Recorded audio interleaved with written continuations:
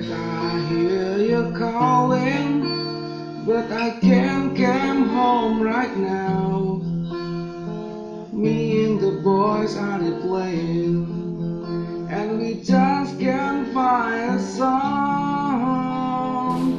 Halo Greoli, masih di Siang Ngopi dengan Raka dan Bang Wahyu. Oke Bang Wahyu, tadi pagi menghadiri sebuah pertemuan. Situ dapat undangan di acara sosialisasi hak kekayaan intelektual atau yang disebut HAKI. Sorry ya, angkat kaki. Nah, menarik di situ. HAKI sendiri hak kekayaan intelektual untuk melindungi ya satu manusia, produk, ya banyak hal ya. Tapi yang pengen ngobrol banyak sama narasumber, waktunya yang memang nggak mencukupi. Akhirnya aku ingat awakmu terus tadi ngebel. Iya, makanya itu ya ngobrol-ngobrol deh kayak gitu kan. Nah sebenarnya HAKI sendiri itu apa sih? Sejarahnya gimana sih? Kayak gitu kan. Jadi HAKI atau HKI. Oh. Tapi kalau banyak istilahnya itu HAKI ya. HAKI, hak kekayaan intelektual. Jadi kekayaan intelektual di Indonesia, kita ambil sejarahnya terakhir aja dari tahun 1978 ketika Konvensi Indonesia menandatangani konvensi hak asasi hak intelektual internasional di Paris. Hak intelektual internasional. Berarti secara internasional mengakui adanya hak intelektual. Hak intelektual ya. Di Paris tahun 1978. Sambil ngopi ya, Oke. Air putih aja. Iya, saya itu dulu. Kemudian tahun 82 karena kebutuhan perangkat hukum dibuat Undang-Undang 1682 tentang hak cipta. Nah, kemudian sesuai kebutuhan ada hak merek, hak dagang dan sebagainya. Hak merek, hak cipta, dagang, hak industri, hak kekayaan intelektual industri. Tak sambil sebentar ya. Ya, oke. Karena apa sendiri. Nah, jadi bisa kontrol kita. Lanjut. Nah, terus Ya sekarang berkembang menjadi berbagai hal. Kaitan sirkuit elektronik pun sekarang masuk. Bisa hak cipta itu sampai ke ya semua hak cipta intelektual itu tujuannya ekonomi. Jadi hak cipta hak cipta itu dari masyarakat, dari intinya gini, kamu menghargai saya sebagai pencipta dan kamu harus menghargai hak saya itu. Jadi orang lain menghargai hak saya sebagai pencipta, saya mempunyai kekayaan intelektual ini loh. Oke. Nah kalau kaitannya sekarang karena tujuannya ekonomi, ya jadi hak cipta itu nggak ada jauh-jauhnya dari uang lah. Dampaknya ke sana. Iya. Oke. Kita ucapkan dulu bela sungkawa kepada Wakil Presiden Republik Indonesia yang ke-3 ya. Bapak Habibie, innalillahi wa inna ilaihi raji'un. Semoga roh beliau diterima di sisi Allah Subhanahu wa taala.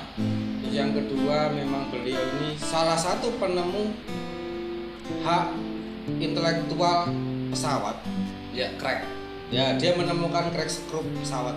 Ya. Dan sayap yang mantul pesawat domestik sekarang ya. melengkung itu karya Habibie. Karya Pak Habibie almarhum ya. Jadi semuanya hak mereknya bisa diturunkan ke anak cucu. Anak cucu. Iya. Lah, tapi berarti dia bukan almarhum Pak Habibie bukan hanya HAKI atau hak karya intelektual porsi Indonesia. Iya, seluruh dunia. Iya. Seluruh dunia mengakui teori Habibie itu. Mengakui dan karena dia memakai yurisdiksi dari Jerman.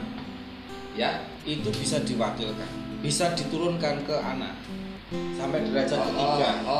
Jadi sampai cucunya juga masih bisa. Masih bisa. Iya, dari hak cipta HBB. Oke. Contohnya di Jepang. Di Jepang bela diri Kyokushin. Oh iya, bela diri ya. Itu tidak punya keturunan. Keturunannya anak perempuan. Anak perempuan ini tidak menguasai ilmu bela diri ini.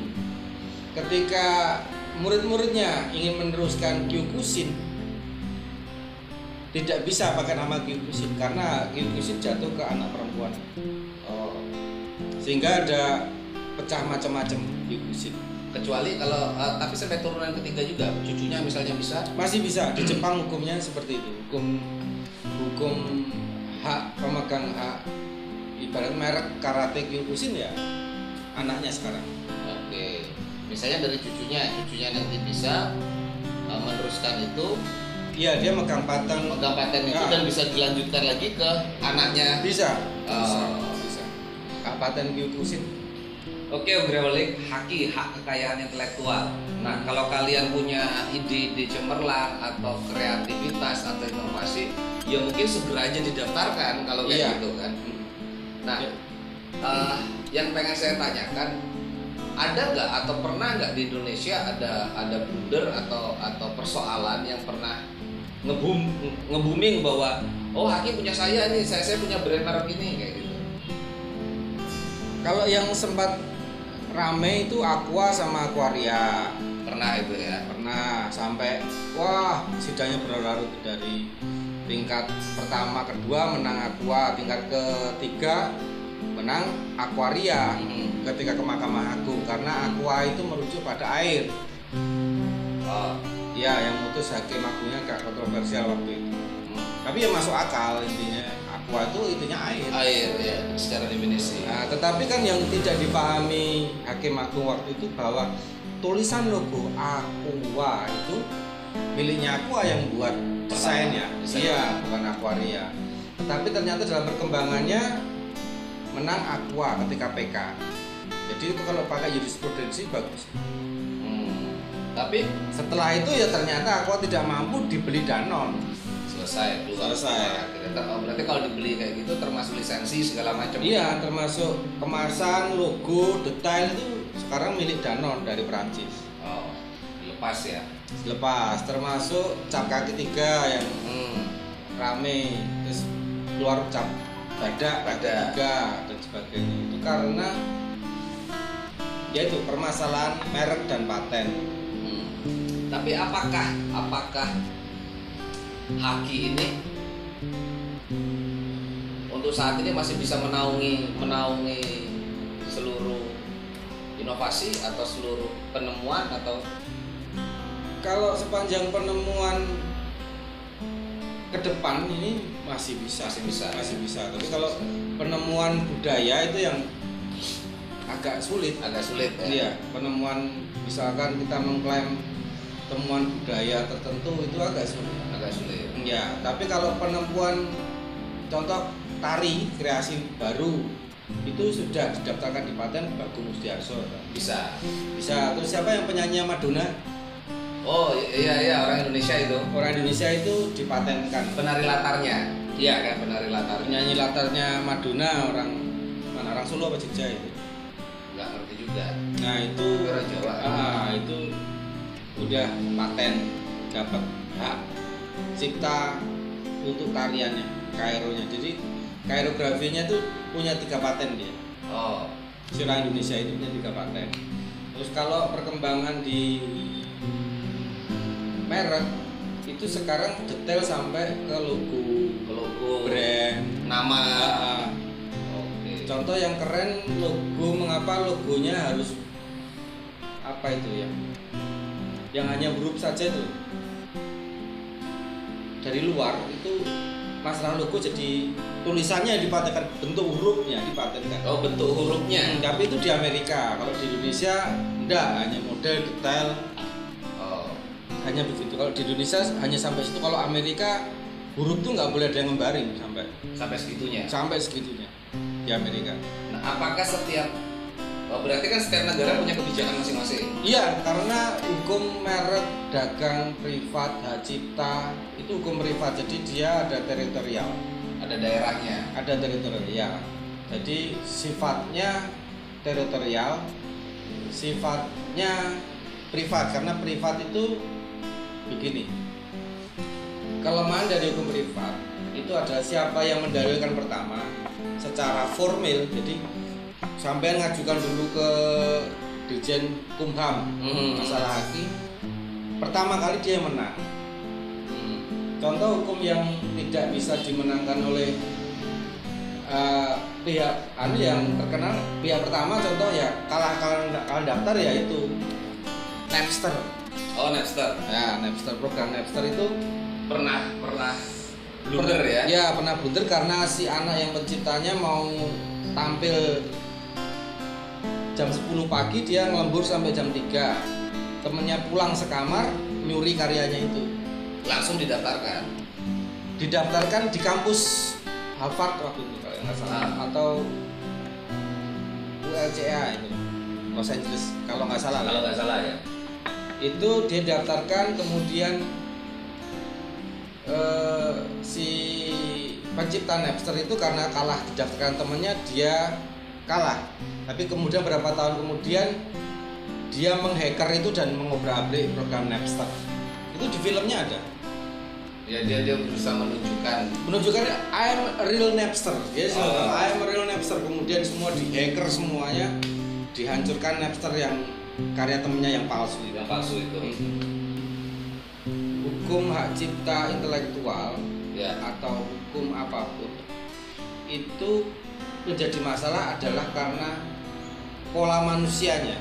Jadi hukum itu salah satu mengatur biar manusia itu nggak serakah. Nggak juga ya? Ya hanya mengatur aja. Tapi ya kadang kan apa?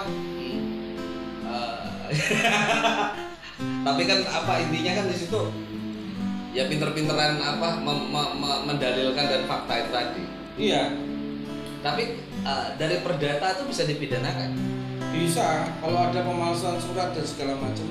Tetapi dasar pemidanaan adalah ultimum remedium. Jadi artinya orang gini, hukum perdata mengesampingkan hukum pidana. Hukum perdata mengesampingkan hukum pidana. Tapi ketika hukum perdata itu terdapat pemalsuan surat, terus disahkan di pengadilan, sampai ngadu ning kepolisian, ini dipidana ke iso 363 pemalsuan surat. Menarik. Kita sapa dulu teman-teman yang biasa nongkrong, anak-anak hukum di UII Jogja. Halo, kabarnya? Sama yang di Undip Semarang. Oh iya, itu satu ya. Gimana sukses kabarnya? Ya kalian. Oke ya, kita lanjut lagi. Tapi kalau bagi saya ada celah atau memang apakah hukum itu selalu tertinggal dari kehidupan masyarakat? Terlalu terlambat hukum itu? Iya, hukum itu pasti terlambat. Pasti terlambat ya. Praktek dulu baru hukumnya. Ya, jadi kejadian dulu, baru teorinya. Teorinya muncul. Hukum selalu ketinggalan dengan dinamika masyarakat. Nah, kalau edisi kemarin ada istilah bahasa kasarnya dari sebungkus rokok, ada tulisan yang ya hukum sulit untuk ditegakkan juga. Tapi di haki saya yakin juga agak susah ditegakkan dalam kasus tertentu loh ya. Bisa saya tunjukkan Obriolik bahwa haki itu tidak 100% menanggung sebuah hak kekayaan intelektual. Saya cobakan di sini, saya ambil sebuah benda.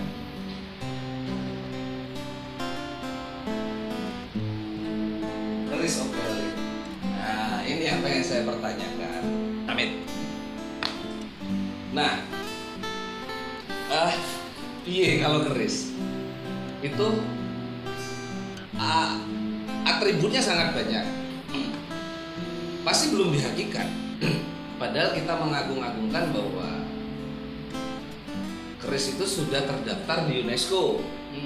Tapi secara hukum, apakah Bang Wahyu pernah membaca sekelumit atau mendapatkan informasi sekelumit? Jadi hukum masalah ini ya. Asik kata Obriolik. Nah, ternyata haki ada celahnya juga Mas ini. Ya. Jadi ini kita ngomongnya secara luas ya. Ya.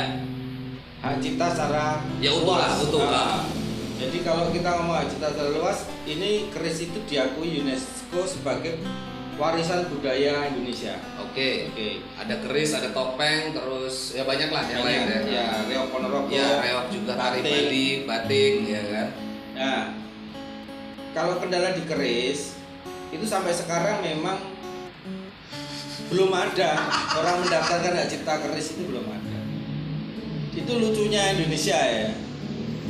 Tapi suatu saat keris diakui negara lain, UNESCO udah menaungi itu bahwa itu aslinya Indonesia kan gitu kan? Oh enggak juga. Enggak juga kan? Enggak juga. Harusnya kita mendaftarkan produk ini. Saya membuat keris baru.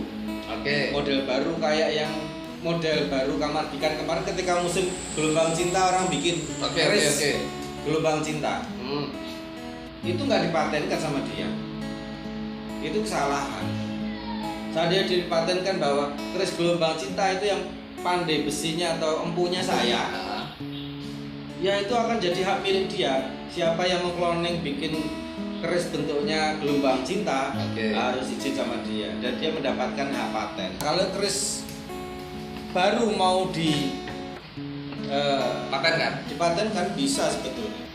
Makanya saya tertarik. Padahal keris ini kan kita bisa ada gagang, di situ ada gonjo, ada bervariasi. Ini yang model Ngayog Jakarta, ada yang model Surakarta ya. Nah, seumpama aku usil atau karena dapat informasi seperti ini, aku buat khusus gayaman ini tak hakikat. Tapi misalkan modelnya di luar pakem sama sekali. Bisa keris ini sampai bikin model tidak pakem, bentuknya lain sama sekali kayak yang saya ceritakan bilahnya ya, gelombang cinta itu kan belum ada. Nah, itu kan di luar pakem. Berarti kalau inovasi itu belum termasuk gitu ya? Inovasi bisa dipatenkan, misalkan ini sampean brand khusus gede dibuat agak licin sedikit gitu kan, atau bentuknya licin gini kayak yang ketangkep diselundupkan itu nggak ada di itu, tapi bisa dipatenkan model. Kalau saya cenderung mematenkan inovasi ya bilahnya membuat keris dengan bilah yang baru. Lah ya, berarti kan kesimpulannya kayak ini kan tidak bisa kita klaim sendiri ya. Ini belara Sineret buatan Madura Lo 7 ya. Ya. Lo 7. Oke, masih di jejak ngopi. Berarti kan sama kayak tadi pesawat. Pak Habibie mematenkan sambungan itu tadi sayap yang melengkung. Padahal pencipta pesawat sudah ada. Iya. Berarti tapi pembuatan sayap melengkung itu kan belum diatur waktu itu dan belum diciptakan teorinya. Iya, Pak Habibie yang menciptakan dan membuat. Ya, itu ciptaan intelektualnya presiden kita, mantan presiden kita yang ketiga ya. Berarti kan satu komponen benda, satu komponen karya utuh itu kan bisa kumpulan dari beberapa sumbangsih produk atau bisa juga bervariasi di situ. Hak kekayaan intelektualnya sangat banyak di situ ya. Iya, jadi komponen hak cipta yang terbaik itu termasuk sirkuit komputer ya, tata letaknya itu bisa dipatenkan. Iya. Itu namanya hak intelektual industri. Itu industri. Makanya ada dulu pelajaran di sekolah, siapa sih penemu bola lampu? Iya. Tapi kan siapa penemu bola lampu kalau orang nggak tahu kan Philip, padahal itu merek kan. Iya. Penemu sebetulnya bukan Philip. Ya itu sangat menarik. Dan mungkin bagi otriolik yang kreatif, mumpung di era ini Presiden negara Indonesia sedang mencanangkan kreativitas. Iya. Makanya mungkin sampai ke Kabupaten Gerobokan ada sosialisasi haki juga dari pihak pemerintah kabupaten. Mungkin dalam rangka itu juga untuk menumbuhkan kreativitas lokal ya. Iya, dan jangan takut bahwa sekarang itu kreativitas, misalkan sampai membuat lagu terus didaftarkan di YouTube dulu, setelah itu baru dipatenkan bisa. Oh iya, ada buktinya, ada jejak rekamnya di situ kan. Nah, makanya beberapa lagu kayak saya bikin itu Nawang I Love You sengaja saya publish. Aku tadi buka YouTube salah baca. Apa? Wawang apa tadi itu loh? Oh iya. Apa ini karyamu Nawang I Love You kok? Ini ada yang komen ini. Oh bukan. Oh, bukan ya. Karya itu Nawang I Love You saya publish dulu supaya siapa yang mengklaim itu karya dia, saya maju. Saya urus semua. Saya urus semua. Oke, nah untuk proses pembuatan haki yang mampu menguruskan itu atau ada mungkin jasa? Ada namanya jasa konsultan hak cipta. Oh, Itu syaratnya 1 S1, harus bisa bahasa Inggris, macam-macam, tapi tidak boleh PNS. Tidak boleh PNS. Jadi konsultan hak cipta. konsultan hak cipta. Dan itu gampang lah kalau mau jadi konsultan. Kalau saya sih cenderungnya Tapi apa dia seperti lawyer berpengacara, jadi pengacara atau beda itu? Apa hampir sama? beda, tapi semua lawyer sekarang lawyer yang besar kayak Hotman Paris, kayak ya contoh lah Hotman Paris lah sekarang Yang suka ngomong kaleng-kaleng itu ya. kaleng-kaleng atau gini-gini itu pasti punya divisi itu konsultasi bisnis. Oke, Ogrolik, tetap ngopi. Tapi hari ini robusta yang bisa saya sajikan untuk Bang Wahyu karena stok di sini ada. Yang kemarin apa jenengan bawa 2 minggu yang lalu udah habis kopinya. Kayak ada 2 nih. Ini tak bawa. Ya untuk konten kita besok. Jadi saya bawakan kopi. Saya punya kopi 2. Saya pas pulang kampung Salatiga. Gimana? Kita sudahin dulu atau? Boleh kita akhiri bahwa jangan takut mendaftarkan hak cipta, hak merek, kekayaan intelektual, terutama semuanya, merek dagang, industri dan segala macam. Karena itu melindungi Anda sebagai yang punya hak Dan private right Anda. Oh, private right ya. Dan yang jelas bagi pemegang kebijakan ya harus berpikir juga. Oh iya. Ya, Kalau saya punya masa, saya pecinta budaya, contoh budaya keris ini. Saya bersama-sama mendaftarkan keris sebagai warisan budaya tertentu. Karena contoh kan keris itu ada gagrak nih, gagrak Jawa, gagrak. Ya macam-macam banget itu. Hampir setiap provinsi Indonesia punya itu. Nah, punya gagrak itu didaftarkan rame-rame untuk melindungi heritage Indonesia, kekayaan budaya Indonesia. Itu belum ada yang menjawab. Semoga dengan melihat ini teman-teman semua menyadari dan meneruskan ide saya ini dalam bentuk Ya terinspirasi ya, terinspirasi semoga ya. Oke, kita berdua harus pamit karena udah sore banget ini. Udah waktunya kita hangout pulang ke rumah ya. Oke, Ogrolik, saya Raka Gumai, saya Wahyu.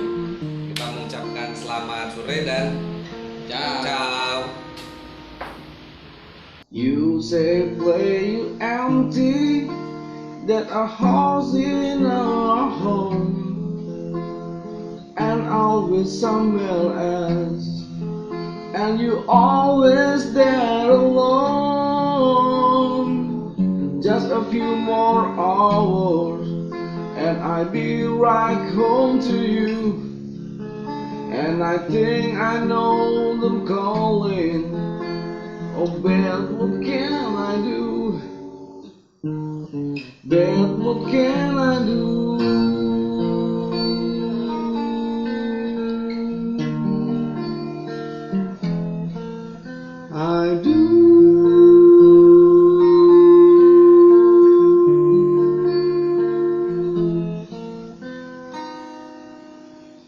Bet you know you're lonely, and I hope you'll be alright. 'Cause me and the band are playing all night.